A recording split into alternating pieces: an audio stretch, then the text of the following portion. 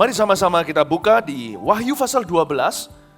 Kita memasuki seri terakhir hari ini. Saya dorong Anda untuk bisa mendengarkan semua serinya. Minimal Anda bisa saksikan di YouTube, mengikutinya.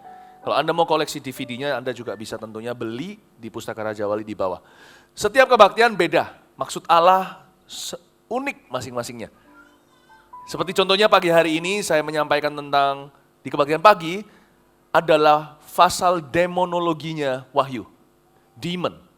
Kita mau belajar tentang apa itu angels, apa itu demons, apa itu malaikat, apa itu roh jahat, dan bagaimana aplikasinya dalam kehidupan orang percaya. Kebaktian 2 saya banyak bicara tentang rencana Allah bagi kita sekarang dan di akhir zaman, dan gimana kita bisa punya perasaan yang peka sama Tuhan, sama berkat. Di kebaktian sebelum ini, barusan, saya bicara tentang 2 saksi Allah.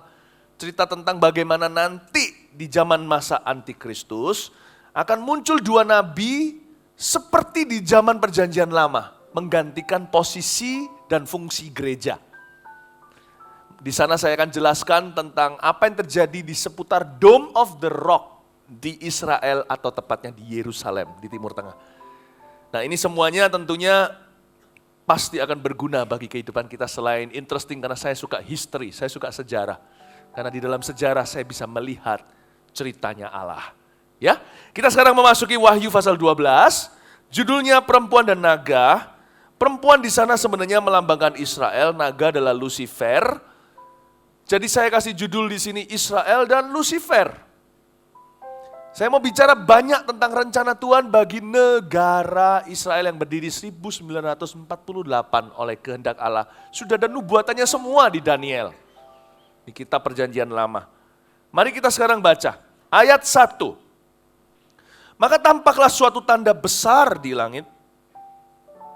Seorang perempuan berselubungkan matahari dengan bulan di bawah kakinya, dan sebuah mahkota dari 12 bintang di atas kepalanya. Perhatikan sebentar kata suatu tanda besar di langit. Tahukah Anda bahwa Israel adalah salah satu jam dindingnya Tuhan? Di samping itu perempuan juga bisa bicara tentang mempelai Kristus gereja. Gereja punya timing sendiri, Israel juga. Dengan berdirinya Israel sebagai bangsa 1948 dan menggenapi banyak nubuatan Alkitab, di Yesaya contohnya, aku akan mengumpulkan keturunanmu dari ujung dunia, akan kugendong anakmu dari timur, barat, selatan, utara, dan berkata, menyingkirlah tempat gak cukup. Sekarang kan banyak cekcok sama Palestina. Karena apa? Karena wilayah dan daerah gak cukup. Bapak Ibu Saudara, saya tidak akan ajarkan Israel secara Yudaisme lewat khotbah saya. Saya bukan fanatik Israel, artinya seperti beberapa orang pakai pakaian pun harus Israel-Israelan, pakai shofar, apa ya terserahlah, saya nggak harus begitu. Tapi kita harus secara perspektif yang benar memandang bangsa ini sebagai salah satu tanda Tuhan. Karena itu kalau kita lihat berita, gimana Obama mulai tidak membela orang Israel, kita sudah lihat itu tanda-tandanya. Kita lihat pohon ara tahu akhir zaman, kita lihat mendung tahu sebentar hujan. Israel akan kehilangan seluruh allies-nya, akan kehilangan seluruh sekutunya. Dia akan berdiri sendiri dengan Tuhan. Dan pada saat itulah keselamatannya tiba. Jadi tanda-tanda sudah jelas, firman Tuhan itu tidak ada misteri. Semua rencana ini sudah dibuka, kitab terbuka itu di pasal 10 tadi yang saya baca di kebaktian sebelumnya. Bapak, Ibu, Saudara, saya jelaskan pada Anda bahwa Israel adalah salah satu tanda besar. Nah, kita akan pelajari sedikit, mau gak mau kita menyinggung sejarah Israel nih. Saya harap ini akan jadi interesting sekali, menarik sekali. Kita akan bicara tentang beberapa perang Israel yang besar dan mujizat yang terjadi bagi mereka. Tapi bukan tujuannya supaya kita fanatik Israel, tapi supaya kita cinta Yesus. Ya, mari kita baca. Oh, sudah dibaca ya. Seorang perempuan berselubungkan matahari.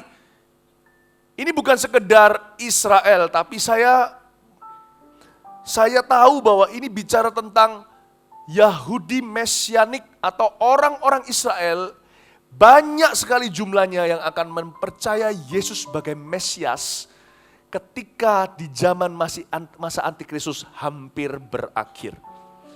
Akan datang saatnya nanti ketika gereja sudah diangkat dan tidak ada di atas muka bumi, akan datang dua nabi, menggantikan penginjilan gereja, akan muncul dua penginjil zaman perjanjian lama, dan mereka lah yang akan menggugah bangsa Israel untuk kembali kepada Tuhan. Alkitab di kitab Wahyu bahkan menubuatkan jumlah mereka 144.000 itu bukan harafiah, tetapi itu bicara tentang jumlah yang besar yang akan kenal Tuhan. Sedangkan sekarang Israel tertidur secara rohani. Kalau Anda pergi ke Yerusalem, Anda masih lihat banyak rabi, banyak orang-orang Israel yang berdoa di tembok ratapan, satu-satunya tembok yang tersisa dari kehancuran di Yerusalem, satu-satunya sisa bangunan Bait Salomo. Orang Israel sekarang menolak Yesus. Mereka nggak percaya Yesus adalah Mesias, Yesus adalah anak tukang kayu.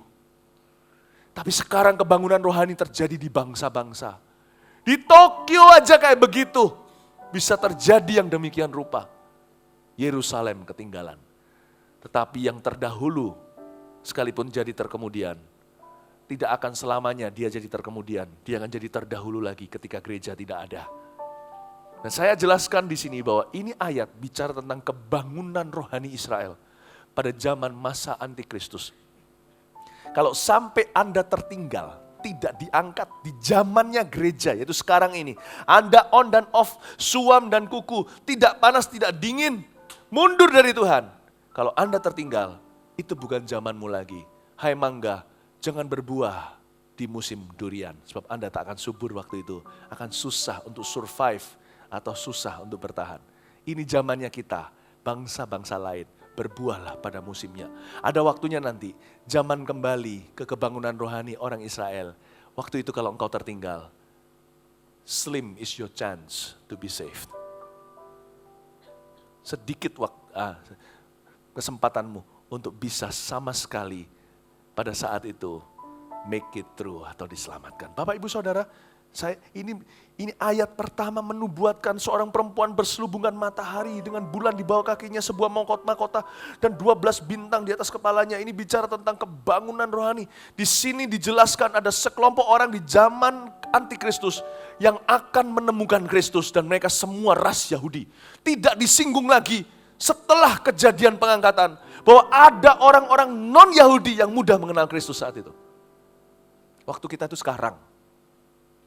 Makanya sekarang ini tidak terdengar bukan kebangunan rohani terjadi di Yerusalem, di Israel, di Tel Aviv, di Gaza apalagi. Tidak terdengar kan?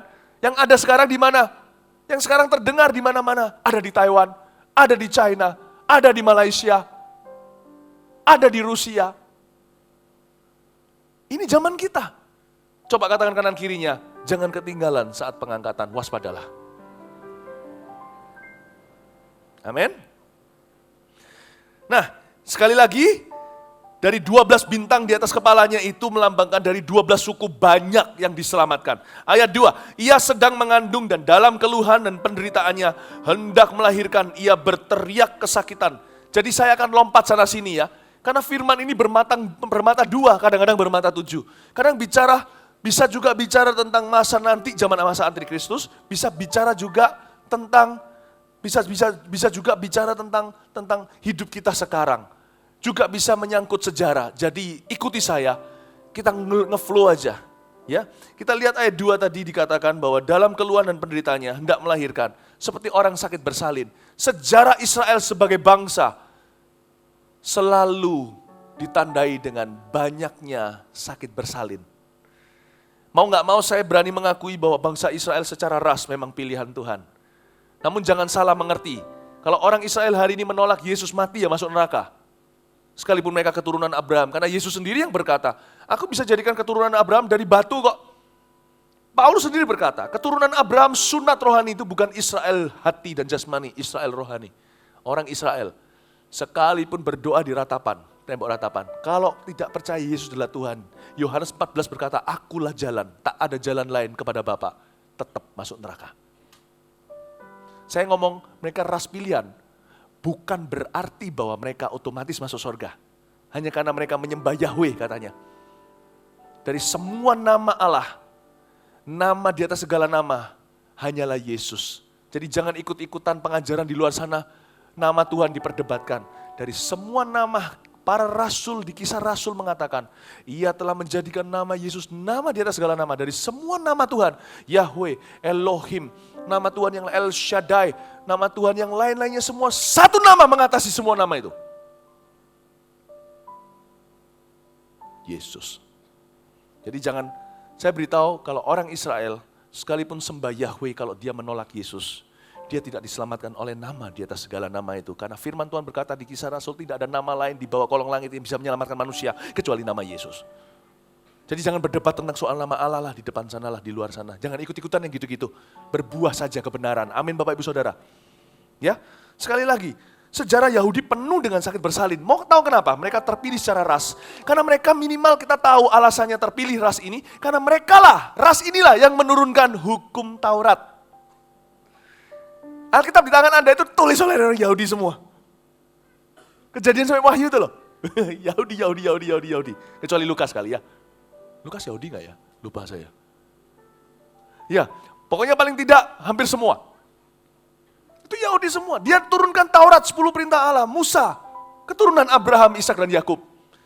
Kenapa orang-orang Yahudi spesial? Karena mereka ras ini dibenci oleh setan. Kenapa Hitler mau memunahkan? Jangankan Hitler. Hitler itu perjanjian, Hitler itu sudah di zaman modern.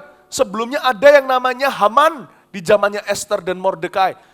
Banyak prototipe Hitler yang muncul sepanjang sejarah. Nanti ini belum berakhir, masih ada nanti namanya antikristus Hitler di atas segala Hitler. Ada orang pernah berkata Hitler kemungkinan itu ras Yahudi. Dipertanyakan oleh sejarah, papanya yang dia sangat benci itu kemungkinan orang Yahudi. Orang Yahudi tidak otomatis baik loh. Karena sunat rohani itu bukan ras. Katanya Hitler itu dipukuli sama papanya, di-abuse, dilecehkan. Makanya dia benci sekali, mungkin sebagai anak yang penasaran, tidak bisa balas ayahnya, benci kesumat. Dia lampiaskan dengan kegilaannya karena dia diurapi oleh setan. Hancurkan semua orang Yahudi. Setan kan suka pakai sakit hati untuk menghancurkan. Antikristus bisa jadi nanti adalah orang Yahudi pula. Tetapi Yahudi ini selalu mau dibunuh, mau dihabisi. Karena mereka lah yang menurunkan Mesias. Kenapa saya cinta Israel? Bukan karena saya mencoba seperti Israel. Nggak usah ikut-ikutan lah. Kita orang Indonesia menyembah cara orang Indonesia. Nggak usah kalau pakai cara Yudaisme, sedikit-sedikit kayak orang Israel. Pakai itunya, selempangannya, pakai karpetnya mereka sembahyang dan sebagainya. Atau menghadap kemana atau gimana. Nggak usah ikut-ikut lah. Kita menyembah dalam roh dan kebenaran lah. Kenapa saya cinta Israel? One simple reason. My God, when he was on earth, was a Jew. Allahku, Yesus ketika dia ada di muka bumi ini, dia seorang Yahudi. Saya mau beritahu kepada Anda, ras ini spesial, bukan karena superior dibandingkan kita. Ras ini spesial karena menurunkan Mesias, makanya setan benci.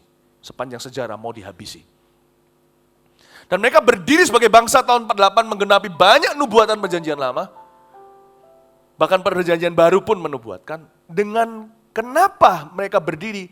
Mereka berdiri untuk menggenapi bahwa akhir zaman sudah semakin akhir zamannya. Kalau Israel belum berdiri sekarang, tahun 1948 ini, mereka masih tersebar di mana-mana. Nubuatan Allah tentang mengambil kembali keturunan Israel dari ujung dunia dan mempersatukan mereka di satu tanah yang Tuhan berikan pada Abraham, Ishak, Yakub yang sekarang disebut sebagai Palestina. Kalau Anda bicara sama orang Yahudi, saya pergi ke Bethlehem, masuk ke Palestina, mereka berkata tidak ada, mereka tidak mengakui Palestina karena memang sejak semula di dalam firman Tuhan, Abraham dijanjikan Tuhan tanah itu milik keturunannya. Dari sejak semula ketika Daud, ya memang Inggrisnya David sih ya. Daud membeli tanah itu dari Araunah, itulah Yerusalem.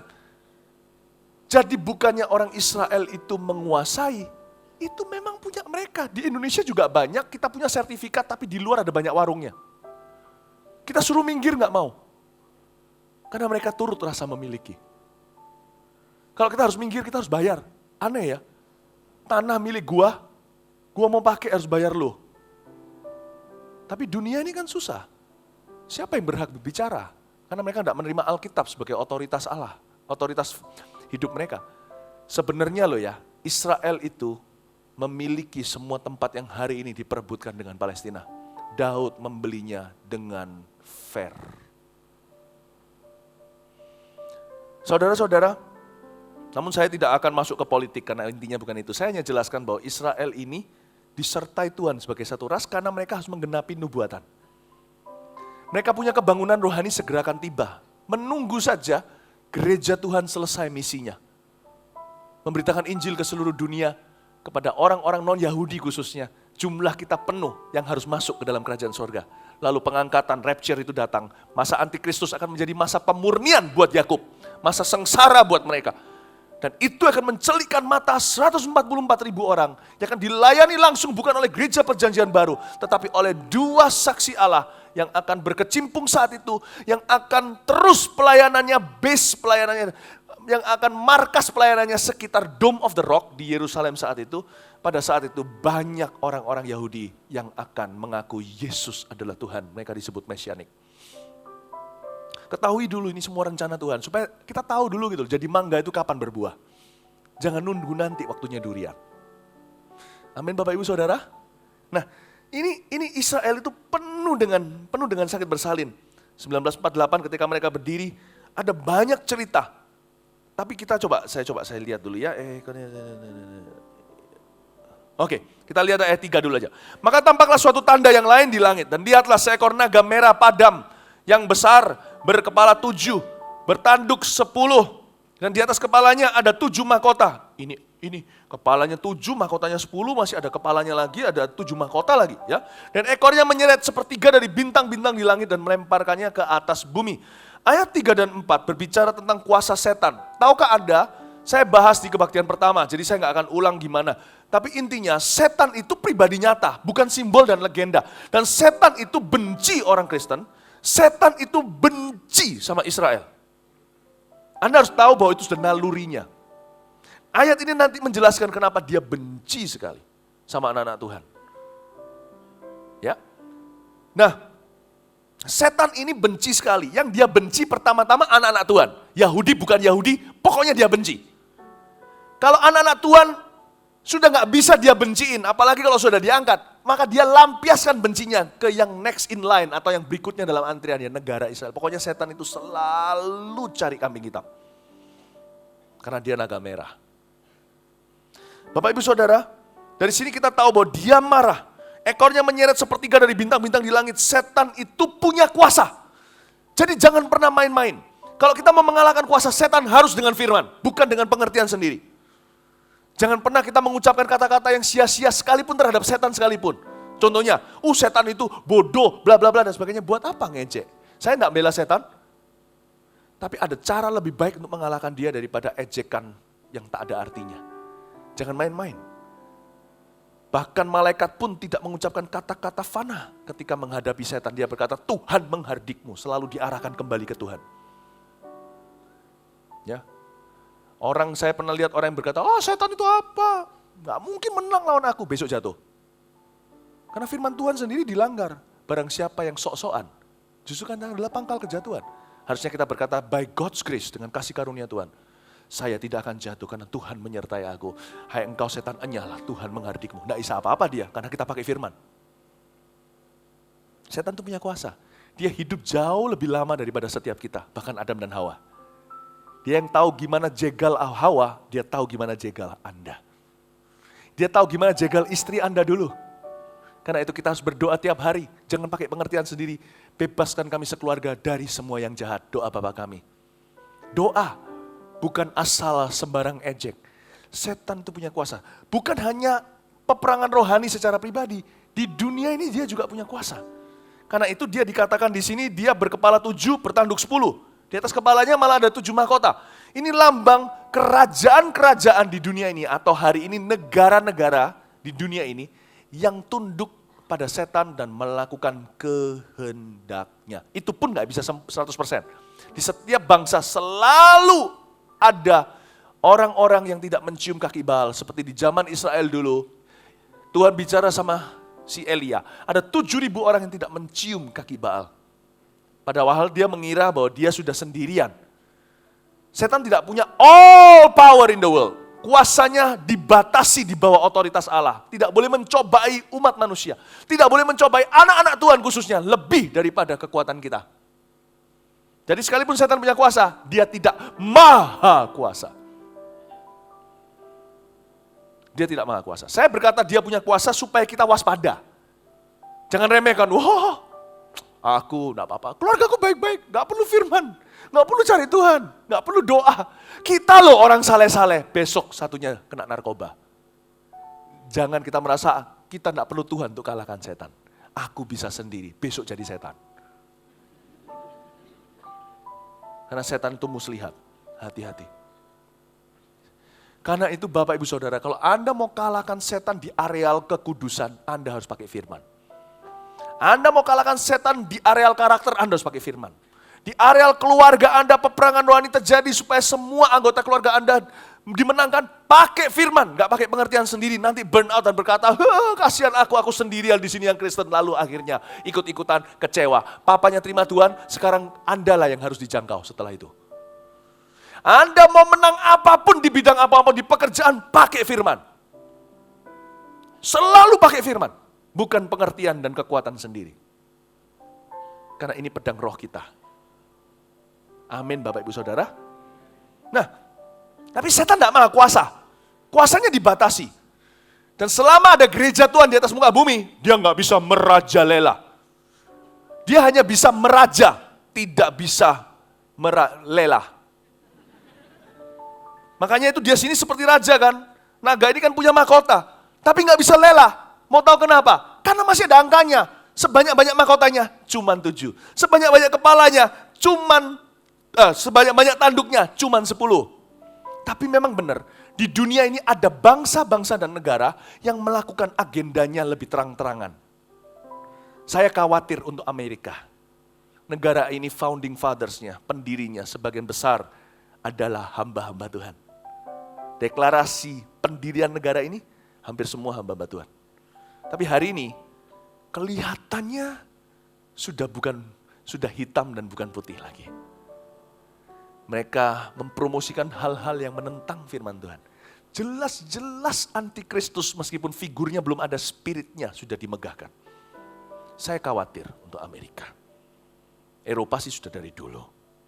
Amerika nih yang agak mengecewakan. Saya doakan, banyak gereja-gereja Tuhan di sana itu kasihan juga, dianiaya. Mereka nggak kawinkan orang gay, mereka bisa dituntut oleh negara. Bisa dituntut oleh state. Bapak Ibu Saudara, ini waktu yang gelap. Namun demikian tetap tabah dan kuatkan hatimu. Setan belum bisa lela. Karena dia belum bisa merajalela karena ada kita yang mengikat dan ada oposisi yang luar biasa. Gereja Tuhan lagi maju kebangunan rohani, mempengaruhi sana sini, masyarakat pun. Jadi sekarang ini kelihatannya seperti ada pertempuran yang sangat sengit. Namun setiap hari banyak orang yang diluputkan dan diselamatkan oleh Tuhan. Ya, kita harus menjamah, kita harus menuai jiwa selama masih ada waktu. Tapi Lucifer memang punya kuasa atas beberapa kerajaan di dunia ini. Beberapa dia semakin ada food ground, dia semakin ada tumpuan kaki. Beberapa sudah jelas-jelas melaksanakan kehendaknya. Ada state-state negara-negara di dunia ini yang benar-benar dengan terang-terangan melaksanakan kehendak setan. Ya, jadi kita harus tahu dulu. Saya kasih contoh sekarang. Kita lihat ayat 5 dulu. Maka ia melahirkan seorang anak laki-laki yang akan menggembalakan semua bangsa dengan gada besi. Tiba-tiba anaknya itu dirampas dan dibawa lari kepada Allah dan ketahtanya. Kedengarannya seperti kejadian Natal ya, Noel atau Maria dan bayi Yesus. Ya ada sedikit sana. Karena firman Tuhan itu luar biasa banyak matanya. Tapi ini lebih bicara tentang kejadian Mesias juga waktu dilahirkan seperti Herodes membunuh semua bayi di Bethlehem. Lalu Yesus kan dilarikan ke Mesir. Ini juga bicara tentang kelahiran Israel tahun 48. Perempuan itu lari ke padang gurun, di mana telah disediakan suatu tempat baginya oleh Allah, supaya ia dipelihara di situ 1260 hari lamanya. Saya jelaskan dulu sebuah cerita berdirinya Israel tahun 1948. Mengapa saya bisa percaya kepada Tuhan yang saya sembah sekarang, yang menyebut dirinya sebagai Allah Israel? Bukan karena saya fanatik sama Israel, bukan secara politis. Kalau Israel membuat keputusan yang tidak manusiawi, saya juga tidak pro. Saya nggak ikut-ikut politik deh. Tapi saya bisa percaya kepada Allah yang menyebut dirinya sebagai Tuhan atas Israel. Karena dia kalau bisa jaga keturunan Abraham, Ishak, Yakub, padahal mereka tuh nakal-nakal, bandel-bandel sampai hari ini masih nolak dia. Anak cucunya Daud masih dijaga. Saya bisa percayakan anak cucu saya ke dia. Makanya saya percaya penyerahan anak di depan sini itu, kalau bisa serahkan ke Yesus itu adalah pilihan paling jitu daripada serahkan ke dewa. Dewa belum membuktikan. Malah anak-anaknya yang serahkan ke dewa-dewa, gak tentu jadi baik-baik. Tapi anak-anak diserahkan ke Tuhan, sekalipun gak baik, Tuhan kejar sampai akhir hidupnya. I can only trust this God. Untuk take care family saya, untuk punya perjanjian dengan keluarga saya. Hanya Tuhan ini. Mau tahu? Tak ceritain. Udahlah, lupakan yang di Alkitab, semuanya kan sudah tahu ya. Yang zamannya Esther itu diluputkan dari anihilasi, pencucian etnis, pencucian ras, penghapusan ras. Israel mau dibunuh Hitler semua, udahlah, udah tahu. Saya kasih tahu yang agak kurang diketahui. Padahal ini terkenal sekali. Israel berdiri 48. Berdiri dengan kuasa Tuhan. Sebagai state, sebagai negara. 10 tahun, hampir 10 tahun mereka menikmati masa-masa yang sangat damai. Tahun 67 ada sebuah perang terjadi yang mengerikan. Israel dikepung seperti cerita perjanjian lama. Perangnya sih singkat, cuma 6 hari. Tapi mengerikan. Cuma 6 hari, mestinya lebih dari itu. Cuma 6 hari, karena Allah Israel melarikan anaknya ke sebuah padang gurun dan menang perang. 6 hari itu bukan karena singkat, karena memang sebelah sana kalah semua. Ini semua sejarah, namanya The Six-Day War, tahun 67. Israel mendapatkan serangan yang cukup parah, karena 4 negara besar terutama bangkit melawannya. Sebenarnya lebih dari 4. Yang berbatasan dengan Israel namanya Syria, Mesir, Yordania. Ya, Mesir, Syria, Lebanon. Lebanon ini dulu adalah temannya Raja Lebanon, dulu adalah temannya Daud. Lebanon dulu adalah sebuah negara yang banyak orang Kristennya. Tapi sekarang menjadi musuh Israel karena telah terkuasai dengan rejim terorisme di sana. Paling tidak Mesir, Syria, dan Lebanon mencetuskan perang, termasuk Yordania. Sekarang Yordania teman dekat, bukan teman dekat, teman baiklah, oke lah dengan Israel. Mereka akan menyerang Israel karena mereka perbatasan, bersinggungan perbatasan darat. Di belakang mereka yang siap untuk kepung, bantu, dan akan bunuh, habisi semua yang luput adalah Irak, Kuwait, Algeria, dan Sudan. Tentara yang dikerahkan di perbatasan 465.000 orang. Israel hanya punya 264.000 orang, kalah 200.000 plus 1.000. Dan itu pun 264.000 terdiri dari 200.000 tentara reserve, karena Israel itu adalah negara wamil atau wajib militer. Coba saya jelaskan, ini Daud Goliat situasinya. Dari sini kita bisa petik sesuatu. Allah kita sanggup pelihara. Kalau kita dikepung sama naga merah pun, dia bisa taruh kita di tempat aman. Padang gurun tadi itu loh. Ini cerita tentang history dulu ya, nanti tak ceritain nanti apa yang terjadi dengan bangsa Israel Mesianik nanti. Orang Yahudi yang diselamatkan itu, Tuhan akan lindungi dari antikristus. Tuhan pernah lindungi dari Haman, Tuhan lindungi dari Hitler, Tuhan lindungi dari semua negara-negara Arab saat itu. Tuhan masih bisa lindungi lagi nanti umat tebusannya di zaman antikristus yang tidak terangkat waktu di zaman gereja. Dari semua ini, saya hanya melihat kebaikan Tuhan, bahwa Tuhan sanggup memelihara setiap anak-anaknya. Dia sanggup memelihara Anda. Kasih tepuk tangan untuk Tuhan dulu. Please, kalau Anda hari ini mengalami masalah, gak ada salahnya percaya sama Tuhan. Dia loh sahamnya nggak pernah anjlok. CEO-nya nggak pernah mati. Steve Jobs mana sekarang? Yesus Kristus hidup selama-lamanya dan dia tidak pernah mengecewakan dari zaman Adam dan Hawa. Lalu ketika mereka dikepung, tahu nggak Israel punya, coba saya jelaskan persenjataan mereka. Tentara sana punya 2.880 tank. 2.880 tank itu seperti memberi pesan kepada musuh, kepada Israel, mati lu. Israel hanya punya 800 tank. Pesawat, sebelah sana punya 900 pesawat yang siap untuk bom Israel. Israel punya 300 pesawat lama semua. Mereka barusan berdiri, belum kaya. Dan pada waktu itu satu-satunya bolo mereka, namanya Amerika Serikat, mundur cuci tangan. Karena mereka berkata, karena tidak bisa salahkan juga, Amerika dan Inggris baru stigma kalah perang Vietnam. Dan mereka punya keperluan minyak di Timur Tengah. Karena semua negara ini, Kuwait lah, apalah, semuanya penghasil minyak. Tanpa minyak, nggak jalan mobilnya. Ford tidak akan jalan. Jadi mereka tidak bisa apa-apa. UN, United Nations, Persekutuan Bangsa-Bangsa, menarik semua tentaranya, Israel sendirian. Apa yang terjadi adalah, ya sudah, Israel menggali yang namanya kuburan massal di salah satu national park atau taman nasional mereka. Mereka pemerintah perkirakan sekitar 10.000 korban perang akan terjadi segera.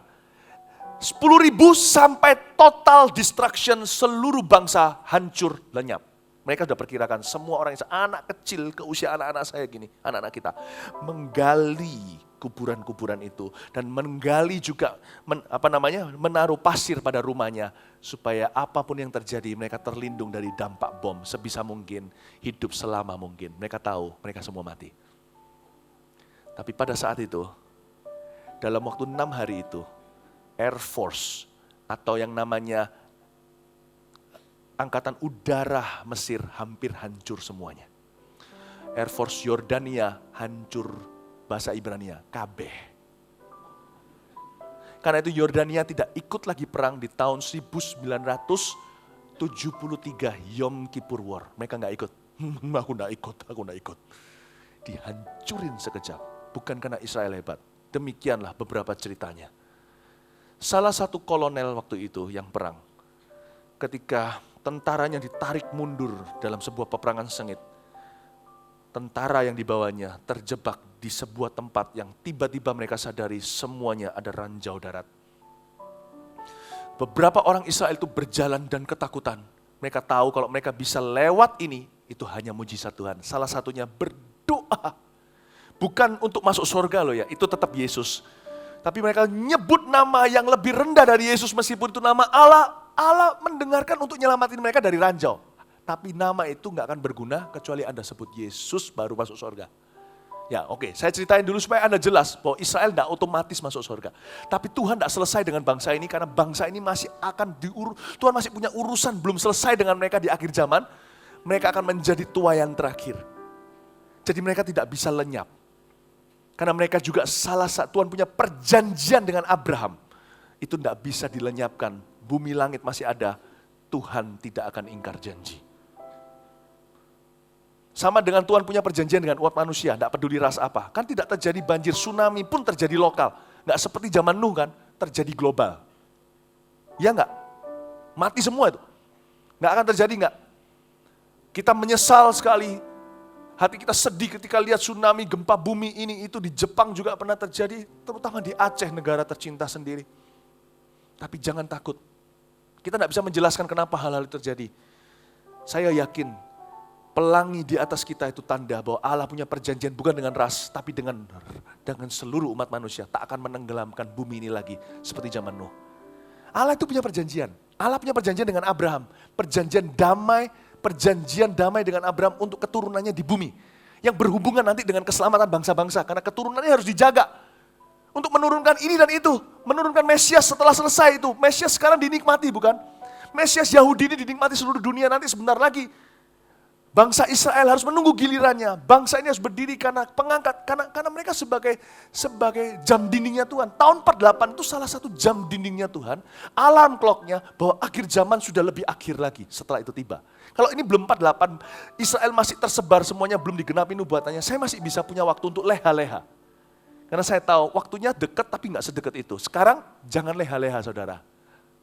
Jangan leha-leha. 48 udah lalu. Udah lalu cukup lama, ini 2015. Berkali-kali sudah terjadi sakit bersalin. Anda ya, sekalipun yang pertama 2 kali kontraksi itu semuanya adalah alarm yang salah. Mungkin beberapa di sini yang hamil, yang lahir secara normal kan tahu. Kadang-kadang mau lahir ya kan, pergi ke sana, nggak ada apa-apa. Ternyata false alarm. Tapi kalau itu semakin sering terjadinya mulai jam. Menurut saya sebentar lagi akan ada Ini sekarang dunia ini sakit bersalinnya, Israel juga udah per jam. Anda mesti harus tahu, ini mulai buka 1, buka 2, ini sebentar lagi nih. Saya nggak berani prediksi waktunya, saya nggak mau sok tahu. Nggak ada orang lebih pangkat dari Yesus. Yesus pun memilih untuk tidak tahu waktu dan saatnya. Tapi Tuhan suruh kita lihat pohon ara untuk tahu apakah ini akhir zaman. Lihatlah Israel, lihatlah dia mulai ditinggalkan. Lihatlah bahwa sakit bersalin dunia dan terutama perempuan yang berselubung matahari ini mulai kelihatan Bapak Ibu Saudara. Ya, mulai kelihatan sekarang. Jadi kita harus tahu bukan waktunya untuk leha-leha dan bersantai ria. Jangan cuti rohani, waktumu sudah dekat. Hai gereja perjanjian baru, gereja non-Yahudi, waktumu untuk diangkat. Sudah di depan pintu. Saya nggak tahu kapan waktunya, hanya Tuhan yang tahu. Saya hanya bisa melihat pohon ara. Lihat berita tuh, jangan diisi dengan gelisah. Lihat dan ketahuilah waktunya dekat. Nah, kembali lagi ke ini, perang 6 hari. Maka mereka waktu dia tahu tuh ranjau darat semuanya. Salah satunya berseru, Allah Israel berseru dengan mengilukan. Menurut penuturan daripada rekan-rekan tentaranya, tiba-tiba ada angin windstorm yang besar. Ini kejadian, ini bukan dongeng. Karena orang-orang itu hidup untuk menceritakannya. Tersapulah semua tanah itu. Kelihatan bundar-bundar ranjaunya di mana-mana. Di cerita yang lain ketika Israel mau merebut Syekhem. Karena peperangan ini justru membuat berbalik. Yesaya punya nubuatan 54 digenapi. Siapa yang melawanmu akan jatuh di depanmu. Tidak ada senjata di tempat melawanmu dapat berhasil. Meskipun hanya fisik doang, kita jauh lebih berbahagia dari Israel karena kita punya kehidupan kekal itu. Lebih dari itu penggenapannya. Tapi mereka secara fisik aja digenapi sama Tuhan. Nggak menang. Karena sejak perang ini, mau tahu apa yang terjadi nggak? Israel memperoleh tanah 4 kali lipat setelah di perang ini. Nggak salah, itu memang hukum perang. Lu garai gua menang, dapat jarahannya.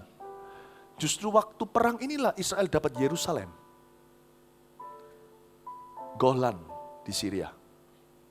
Yang selama ini dari atas ditembakin kayak orang matiin serangga. Sekarang diambil sama Israel. Yeriko diambil oleh Israel. Cerita 1. Pada waktu Syekhem. Syekhem ini tempat yang sangat penting. Kalau Anda baca di Alkitab, Syekhem adalah tempat di mana Abraham dijanjiin oleh Tuhan diberikan tanah Kanaan. Syekhem juga tempat yang penting karena di situ tempat kuburannya Yusuf. Ya, tulang-tulangnya ditaruh di situ.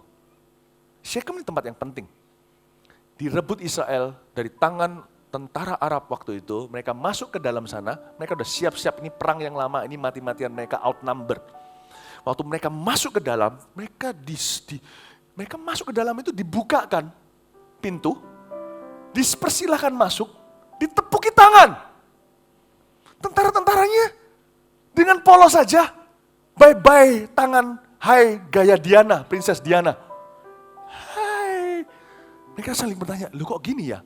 Mereka kemarinnya baru menghembuskan nafas nafsu kami mau habisi Israel, perang sampai titik darah penghabisan. Ketika mereka masuk, semuanya lambai-lambaikan seperti pakai daun palem dan menyambut mereka bak pahlawan. Kok bisa ya? Tuhan buat semua mata mereka semua katarakan.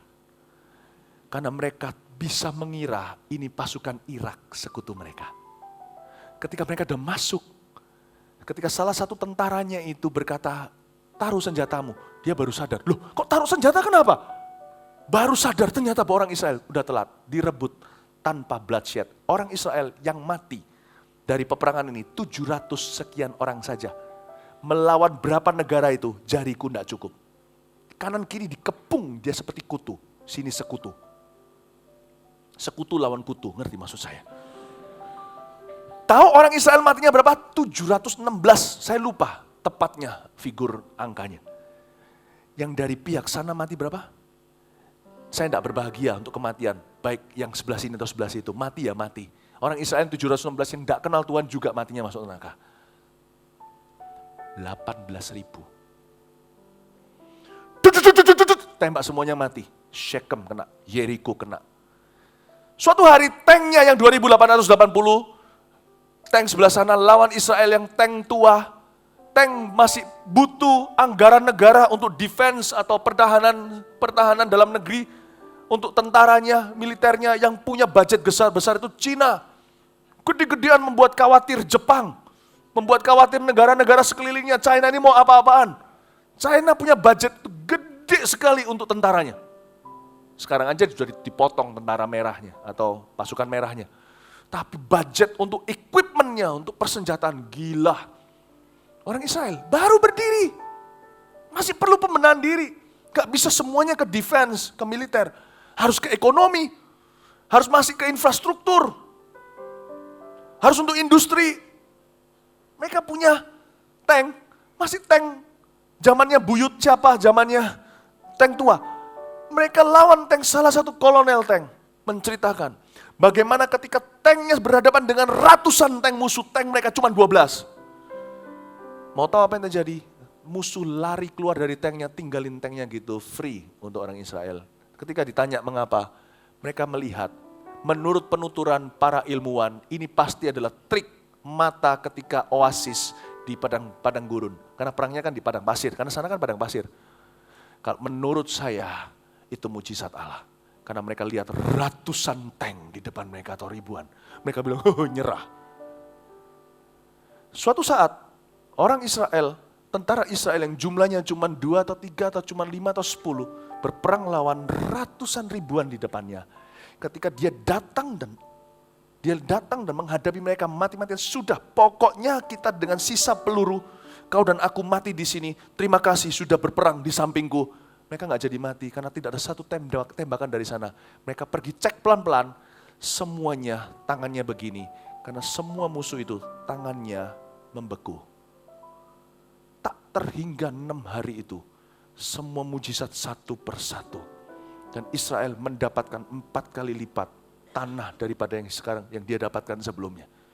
Bapak, Ibu, Saudara, saya mau beritahu, mereka mengalami sakit bersalin, tapi Tuhan pelihara. Anda mengalami sakit bersalin sekarang di bidang ekonomi, hutang, hubungan, keluarga?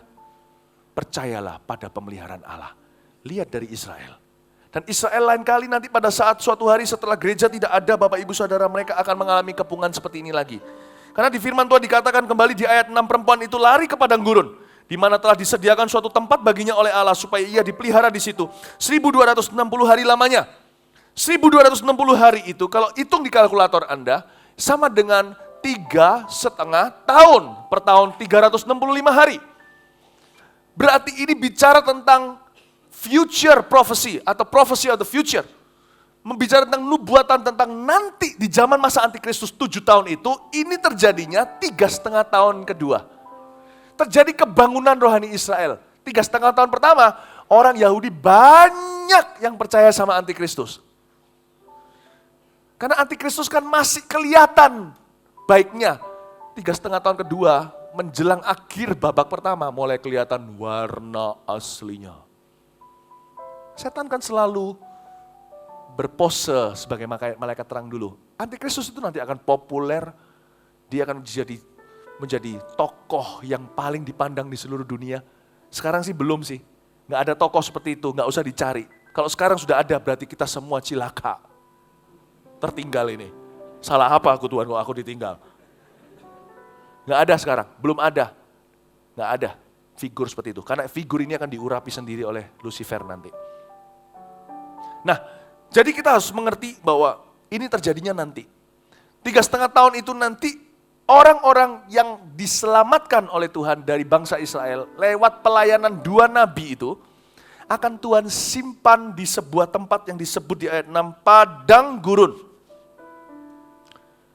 Banyak ahli teolog mengatakan bahwa ini adalah bukit karang di Petra, Yordania. Saya belum pernah ke sana sih, Israel pernah. Tapi di suatu tempat di mana tempatnya tidak mudah untuk diserang. Mereka akan diselamatkan dan mereka akan berada membangun komunitas di sana. Orang-orang ini, perhatikan dulu, mereka bukan diselamatkan dari murka Allah. Karena pada waktu zaman masa antikristus, ada 3 babak murka Tuhan. Yang satu, murkanya masih setengah-setengah. Yang disebut dengan 7 materai pertama. Lalu ada 7 sangkakala. Gampang kok nginget Wahyu itu. Ada 3 babak, 3 ronde hukuman Tuhan atas dunia ini. Itu pun ya progresif. Karena Tuhan kita penuh belas kasihan, ngasih orang kesempatan. Yang pertama adalah 7 materai. Lalu materai ke-7 membuka sangkakala, ada 7 sangkakala. Sangkakala udah makin serius lagi. Ada bencana macam-macam. By the time sampai ke sangkakala, separuh penduduk bumi sudah mati. Lewat perang, sampar, udahlah. Kalau sampai ada orang mati jumlahnya jutaan aja itu wabah. Nggak usah perang, matinya kena penyakit semua. Bayangin 6 miliar orang kalau hitungannya sekarang, setengahnya itu jadi bangkai. Saya nggak mau keluar rumah, di rumah aja bau mayat. Meskipun itu kejadiannya, katakan kebakarannya di Riau, Pekanbaru. Atau di Banyuwangi, asapnya ke sini. Lah mayat kalau setengah dunia ini semuanya mati. Mau dikubur di mana juga akan bau sengatnya. Jadi bayangin, pada waktu sangkakala, hukuman berikutnya, sangkakala ke-7, itu sudah separuh mati. Masuk ke 7 cawan. Dan 7 cawan ini sudah no mercy.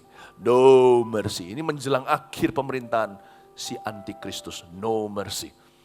Jadi kita mengerti bahwa nanti pada saat itu, waktu kebangunan rohani terjadi di 3,5 tahun kedua, di zaman masa antikristus 7 tahun, makanya saya sudah beritahu kan, baca PR Anda. Kalau enggak gitu Anda enggak bisa ngikutin. Dalam kan? Anda harus ngikutin, baca dulu. Anda yang baca berbahagia, Anda dapat semuanya. Yang enggak baca, Semoga baca nanti nextnya. Semua. 7 tahun cawan tersebut, 7 tahun. Di masa akhir 3,5 tahun daripada 7 tahun masa antikristus, ada terjadi kebangunan rohani. Jadi ternyata ada secercah harapan di tengah-tengah kegelapan. Nah, orang-orang ini dikatakan di Alkitab di pasal sebelumnya di kitab Wahyu, mereka dimateraikan oleh malaikat Tuhan supaya nggak kena. Jadi contohnya kalau dulu terjadi di Mesir, Tuhan memberi 10 tulah, ingat ya ceritanya. Orang Israel nggak kena. Hujan batu itu terjadi. Tapi di Goshen, tempat orang Israel keturunan Yusuf di sana, sama sekali aman. Lalat pikat, gelap, semua gelap kecuali Goshen. Seperti ada satu cahaya lokal.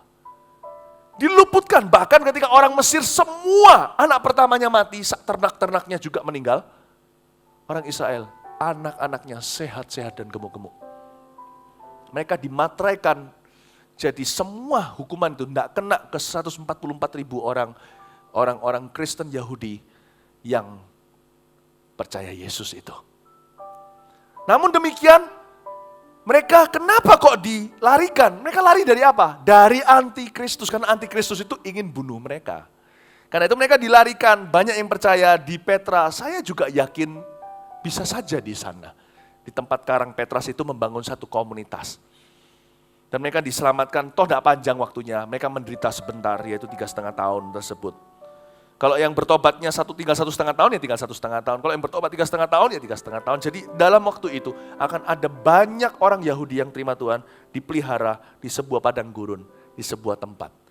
Ya, jadi kira-kira begitu supaya Anda tahu kesetiaan Allah itu tak berkesudahan. Katakan kesetiaannya tak berkesudahan. Kita lihat ayat 7.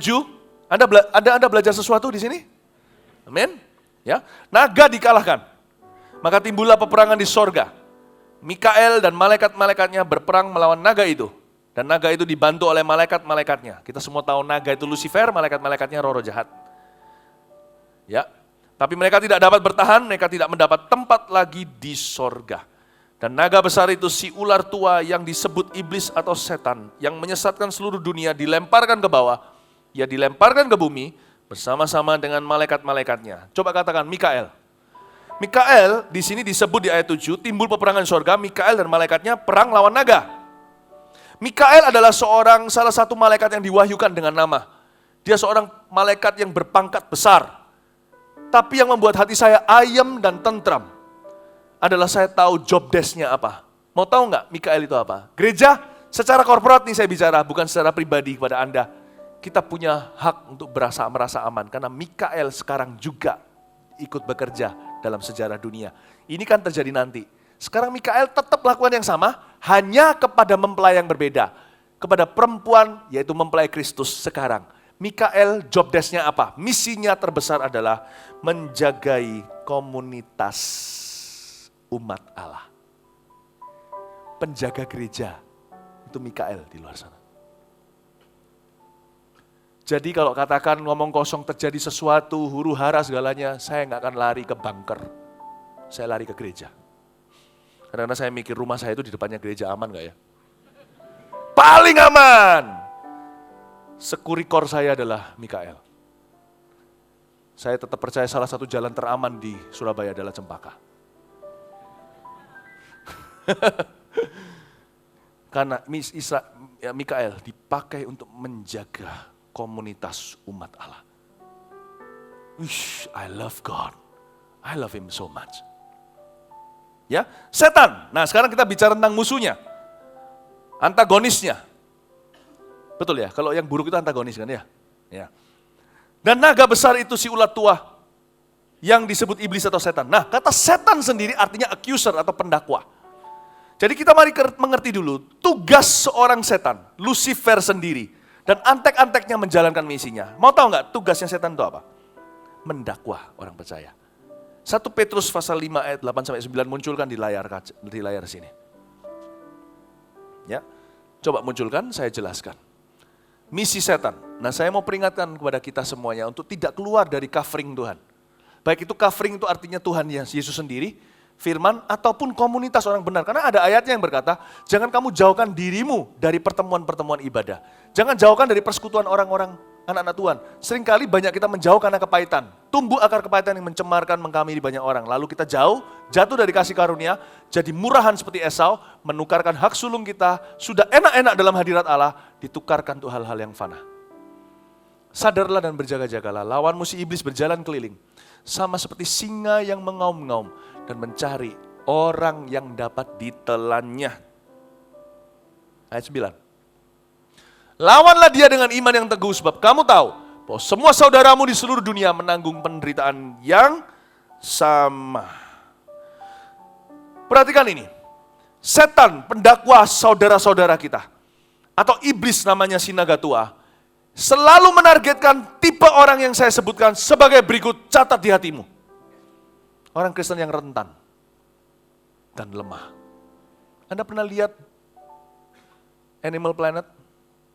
Singa-singa itu berburu, dia selalu cari yang terluka.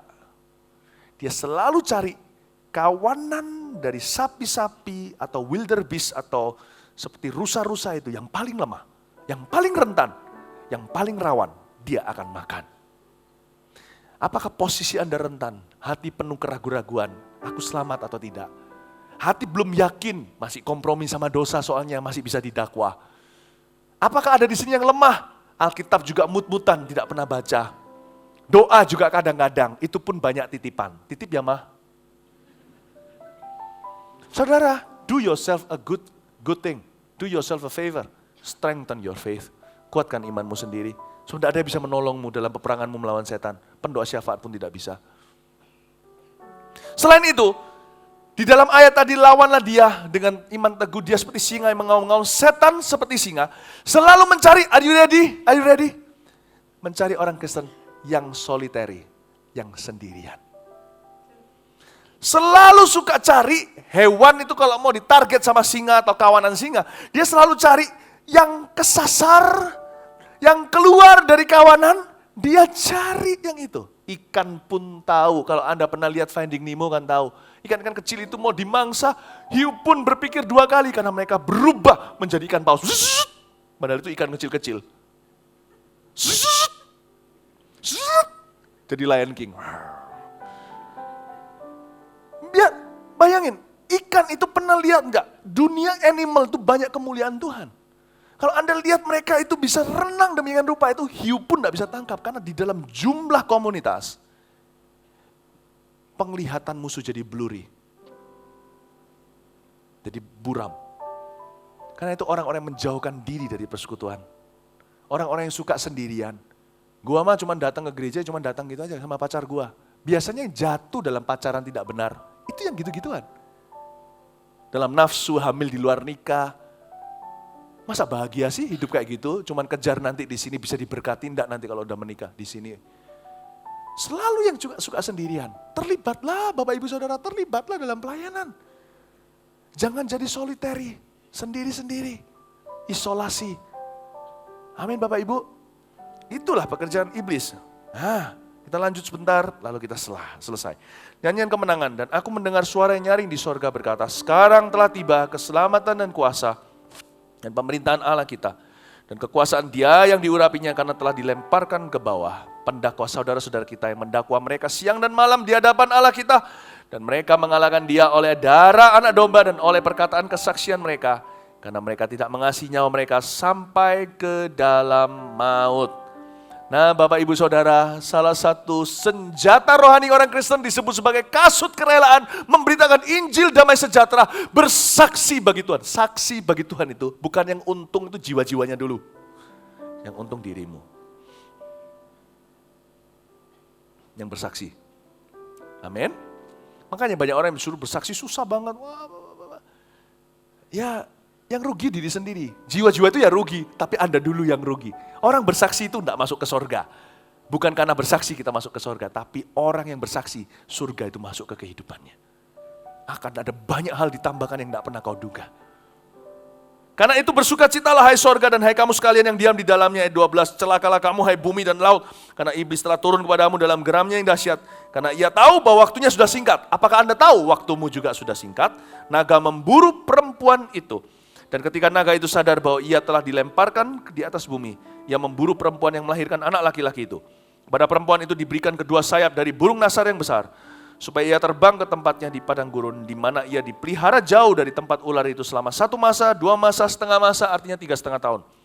Lalu ular itu menyemburkan dari mulutnya air sebesar sungai ke arah perempuan itu, supaya ia dihanyutkan sungai itu. Tapi bumi datang menolong perempuan itu, ia membuka mulutnya, dan menelan sungai yang disemburkan naga itu dari mulutnya. Maka marahlah naga itu kepada perempuan itu, lalu pergilah memerangi keturunannya yang lain, yang menuruti hukum-hukum Allah, dan memiliki kesaksian Yesus. Dan ia tinggal berdiri di pantai laut. Perhatikan ayat 17, dari ayat yang kita baca, naga itu marah. Saya ngambil kesimpulan, tak ada satu orang pun Kristen yang bisa netral di akhir zaman. Tidak bisa netral. Anda harus radikal. Tidak bisa netral.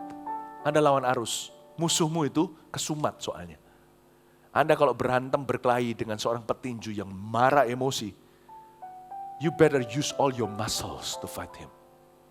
Anda lebih baik pakai seluruh otot Anda untuk mengalahkan dia. Itu kalau peperangan jasmani, peperangan rohani, Anda harus gunakan seluruh iman Anda. Jangan ada lazy bone, lazy muscle.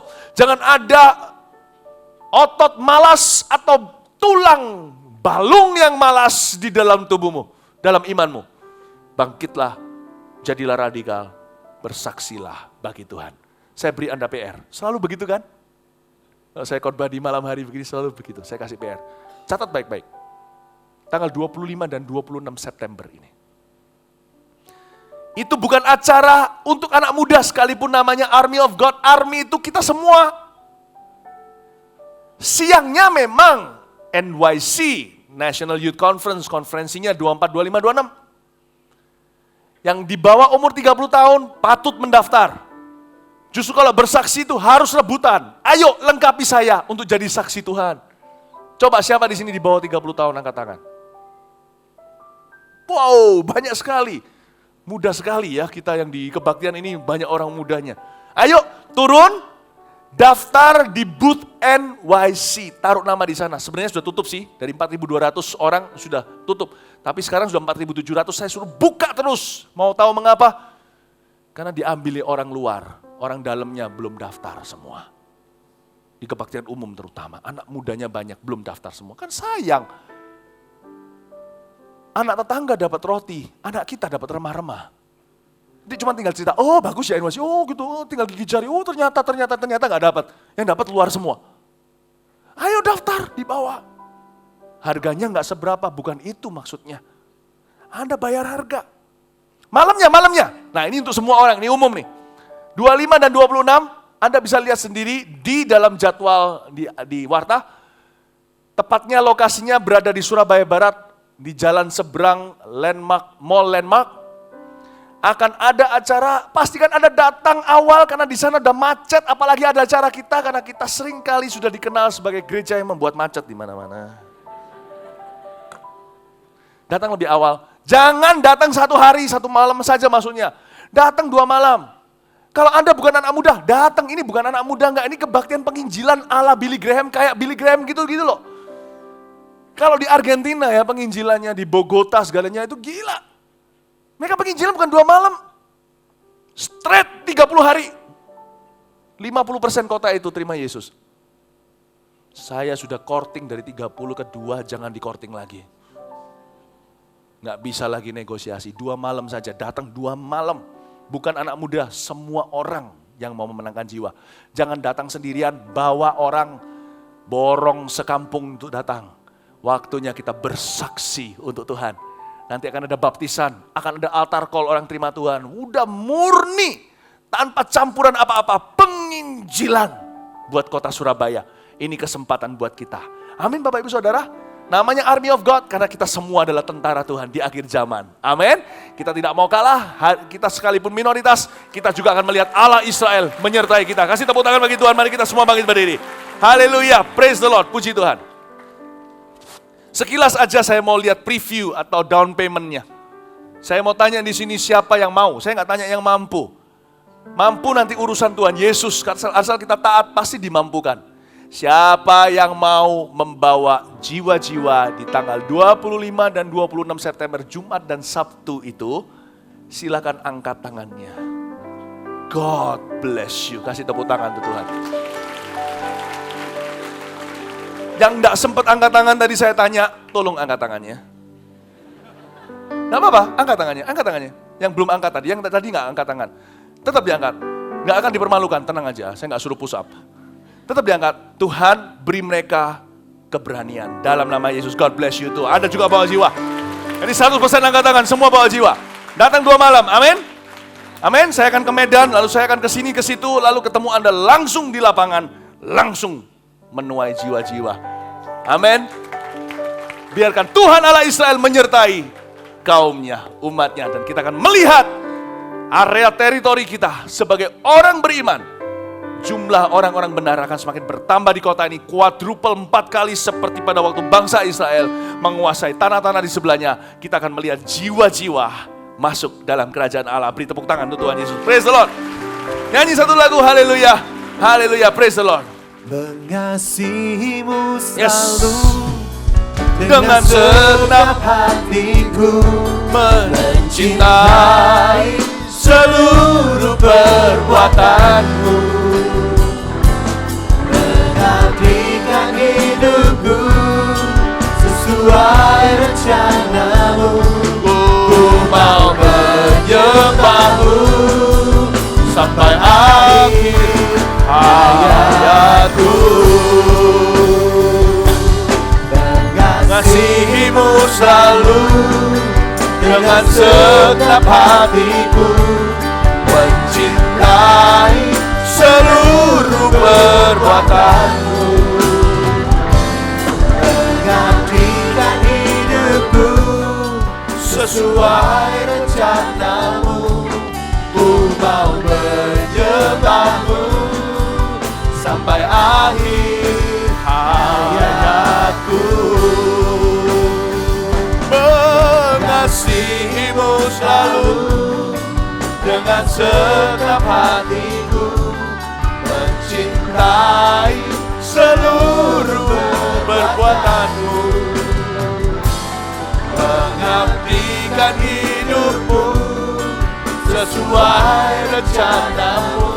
Ku mau menyembahmu sampai akhir hayatku.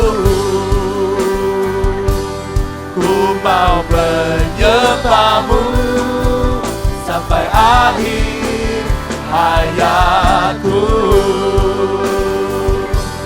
Ku mau menyembahmu sampai akhir hayatku. Haleluya, haleluya, beri sorak-sorai bagi Tuhan Yesus, bagi Allah Israel. Haleluya, praise the Lord. Mari kita angkat tangan, kita menerima berkat dari Allah Bapa. Tuhan mengasihi Anda sekalian, kita semuanya tidak kurang kasih itu. Sekarang waktunya lumber kasih itu kepada jiwa-jiwa. Jadilah saluran Tuhan yang terbuka, keran yang tidak pernah tertutup dan tidak pernah berhenti mengalir. Tuhan, di tangan-tangan ini lalukan segala macam berkat. Selama tangan tidak pernah menggenggam erat-erat egois untuk diri sendiri, lalukan segala berkat Tuhan. Lewatkan kehidupan yang dengan tangan-tangan terangkat ini. Pakai sebagai saksi. Ini waktunya kami melihat kembali janji Tuhan ditegakkan. Terima kasih Tuhan. Jemaat pulanglah ke rumah membawa berkat ini. Membawa kata-kata iman, membawa nubuatan, membawa kesetiaan Tuhan, dan membawa kesaksian dalam hatimu. Sampai jumpa di dalam ladang penuaian Allah.